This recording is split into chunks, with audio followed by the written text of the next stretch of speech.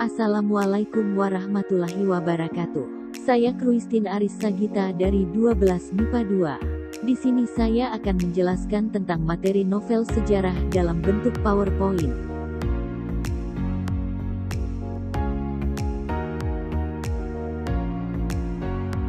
Pertama-tama, novel sejarah. Novel sejarah adalah jenis novel yang termasuk ke dalam rekon imajinatif. Novel sejarah merupakan novel yang didasarkan pada fakta-fakta sejarah yang kemudian dipisahkan kembali dengan sudut pandang lain yang tidak muncul dalam fakta sejarah. Berikut ini adalah contoh dari novel sejarah. Selanjutnya adalah struktur novel sejarah. Yang pertama adalah orientasi.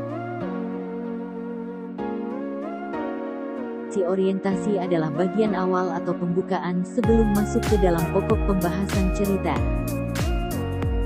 Yang kedua yaitu urutan peristiwa.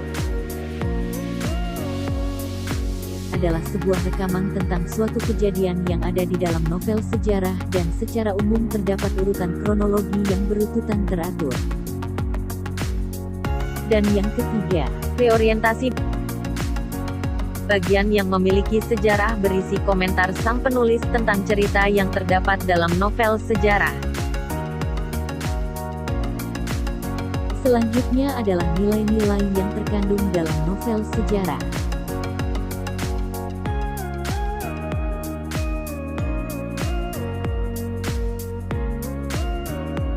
Yang pertama adalah nilai moral etika, yakni nilai yang berkaitan dengan kesopanan dan budi pekerti seperti yang lebih muda menghormati yang tua dan yang tua menyayangi yang muda.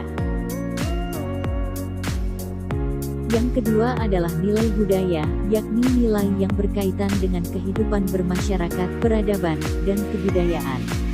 Dan yang ketiga adalah nilai agama, yakni nilai yang bisa diambil dan berkaitan dengan agama.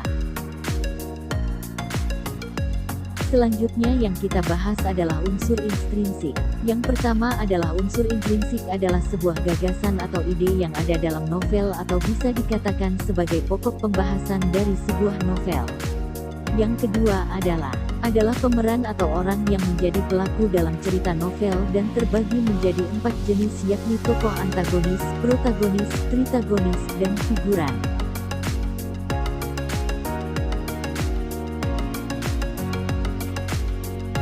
Yang ketiga adalah penokohan, adalah gambaran dari watak sebuah tokoh dalam novel yang merupakan watak dari tokoh yang ada dalam novel.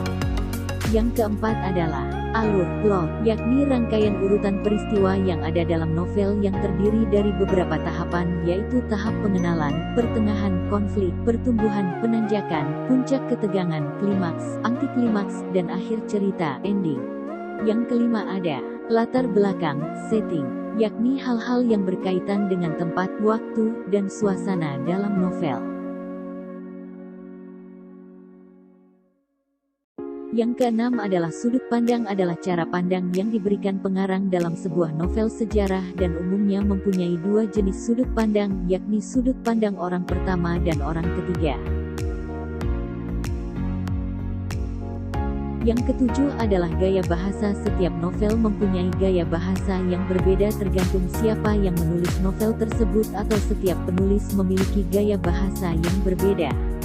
Dan yang terakhir adalah amanat pesan moral. Dalam sebuah novel sejarah terdapat pesan moral yang dapat diambil untuk dijadikan teladan bagi pembaca.